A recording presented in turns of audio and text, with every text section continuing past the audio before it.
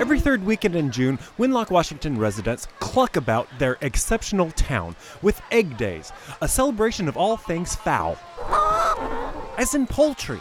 After all, this small Washington town was known as the egg capital of the world. Among other events, there's a parade, carnival, and egg salad sandwiches at the elementary school. We boil, peel, and make egg salad out of over 60 dozen eggs. And so we have over 800 sandwiches that we're serving today on Egg Day. They are free to the public. Visitors can also flock over to the Winlock History Museum and meet local good egg Paul Foster. This has to do with the poultry industry, primarily the eggs. We wanted to specialize in photographs that had historical significance and also family histories and city history. Or crack open more Winlock history at the Renegade Rooster and have your mind scrambled by curator Roy Richards' plethora of artifacts from his hometown. This is a model train going through the town of Winlock, and the steam engines carrying the eggs and the chickens. I got some of my historical stuff from my mom, and then I used to deliver newspapers to a man who had Winlock News. He gave me his negatives and he gave me his pictures, and I buy a lot of stuff off the internet. No yoke. These guys know a lot about Egg Days. 1921 was the first celebration of Egg Day, and Poultry Day is what they called it. And then later it just became Egg Day. Well, it's just to commemorate the poultry industry in Winlock. And they had their first queen in 1937. 1941 was the first time they had Egg Day buttons. And this is a full set of the Egg Day buttons right here. You can have all kinds of reasons to have a party once a year, and Egg Day was Winlock's. And it won't ruffle their tail feathers if you ask about this Winlock monument. In 1923, they were opening the Pacific Highway.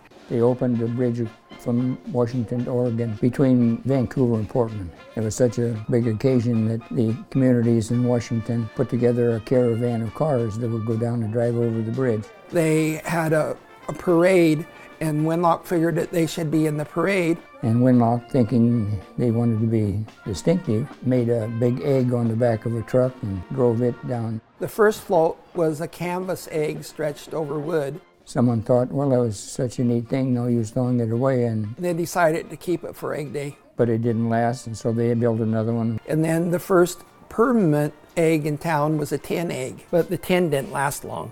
One egg they put together was rather streamlined, looked more like a dirigible than an egg. This is the biggest egg now, and this one was made in 1991. And they wanted to have Winlock known as the egg capital of the world. Which came first to Winlock, the chicken or the egg? Neither. It was the Finns. The Finns came in the early 1900s, and they saved this town of Winlock. Winlock was settled in the first place by people who came to work in the big sawmills. There was a lot of different logging and stuff around the Winlock area in the late 1890s and the early 1900s. They had all this cut-over land, and people began to move to Winlock, first for the jobs, but then they could buy land very cheaply. And history says that there were 3 Finns. In 1903, I believe. And they came down looking for places that they could have a farm. And they came over here on train to check out the area. In a restaurant, they met J.A. Jack Vaness, who was the big mill owner, and in the conversation, he offered to sell them cut-over land. And they bought off the logged-off land. And they paid $60 for 40 acres of cut-over land. And then they went back and they told all their buddies about the land. They were well adapted to small farms, and they were able to sell eggs, and it became so profitable that Winlock became a poultry center. Then in 1919, they built the co-op. It was all the farmers in the area, and all the people in the area were basically farmers.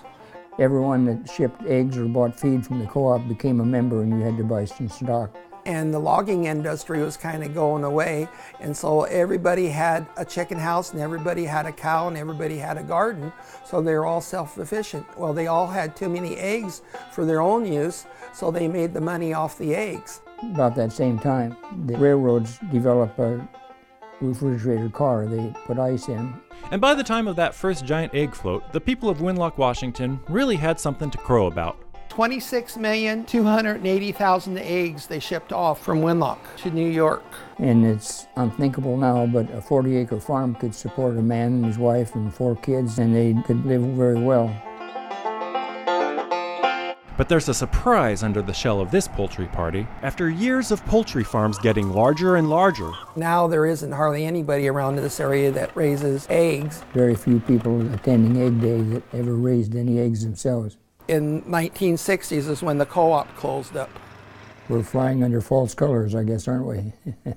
I can't really think offhand, were there any chicken barns? Most of them have been torn down and burned up a long time ago. You couldn't rebuild the chicken industry in Winlock because somebody with a farm flock just couldn't compete. Wouldn't be possible. so what keeps Egg Days clucking? Pride, people get together, the class reunions come, people come to see each other and visit and talk about the good old days. Well, I drive down the street and it crosses my mind that these are the same streets that I rode bicycles on when I was a kid, and it was a good time in my life.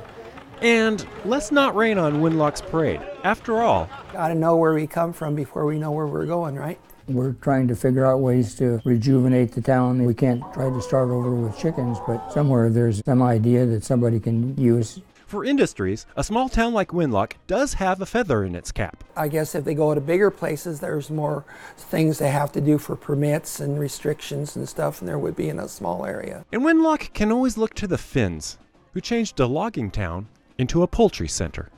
You had to be industrious or you would have never bought cut over land to start making a farm. I'd like to think of Winlock as Winlock still has a future.